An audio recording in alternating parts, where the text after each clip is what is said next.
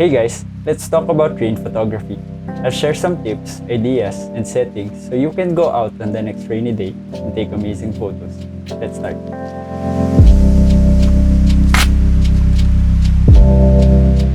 Most of the photos that you'll see in this video were from my last rainy night street photography session. If you haven't seen it, I'll link it somewhere in this video. So first, let's talk about camera settings and protecting your gear. This will depend on how heavy the rain is, but the general rule is the slower the shutter speed, the longer the raindrops will be.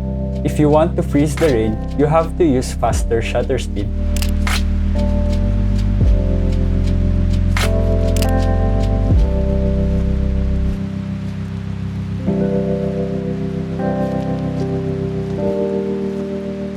I use aperture priority most of the time, even on rainy days and nights. One reason is that I don't want to be changing settings in the middle of the rain. The only time I switch to manual is when I want the raindrops to look a certain way. This is my favorite rainy day lens, the Fujifilm 50mm f2. It is a short telephoto that is weather sealed and has a great lens hood. You really need to have a lens hood while shooting in the rain, so you won't spend so much time wiping the glass.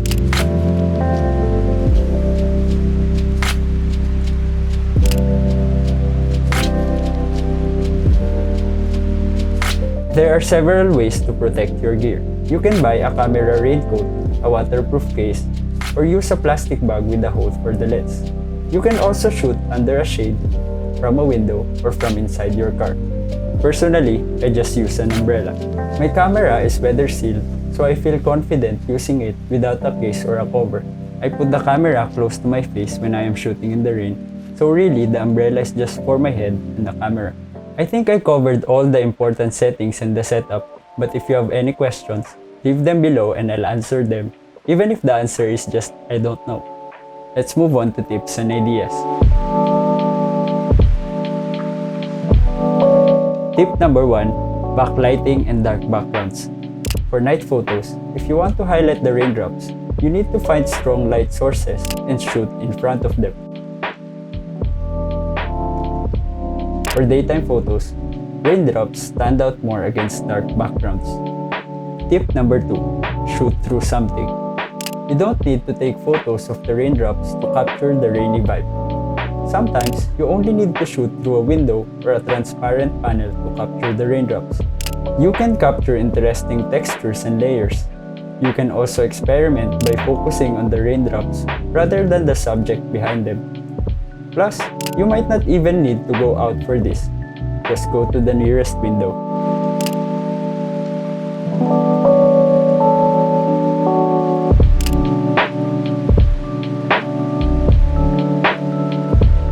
Tip number 3, add mystery to your shots.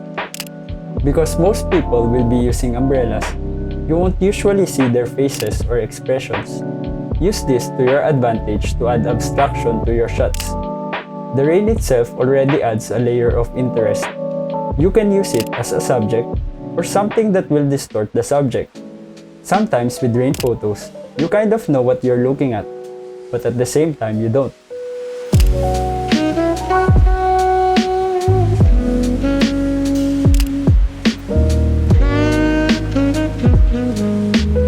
Tip number 4, take advantage of condensation.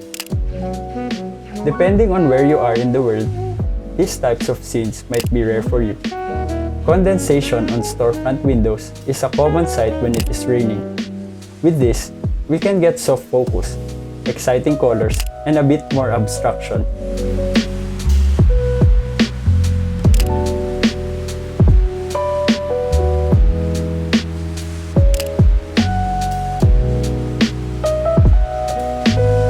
Tip number 5, focus on what makes the rain special. This might mean taking photos of umbrellas, wet grounds, raindrops, or reflections.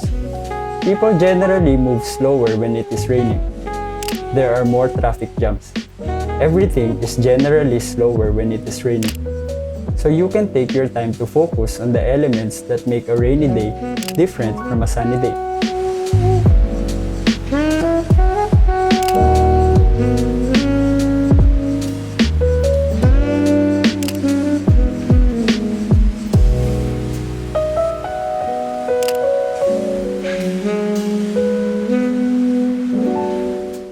Lastly, let me share my mindset while taking photos in the rain. When I bought my first camera, one of my primary considerations was weather sealing because my main goal was to shoot in the rain. I love the rain. I find myself more relaxed, more focused, more inspired when it is raining. So when I go out to take photos in the rain, I'm out to enjoy.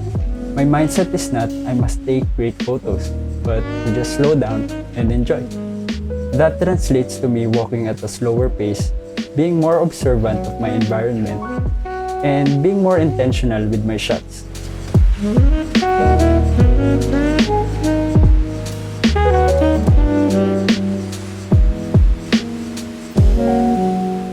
Next time, I'll share how I edit my rain photos. Until then, stay safe and enjoy the rain. See you next time.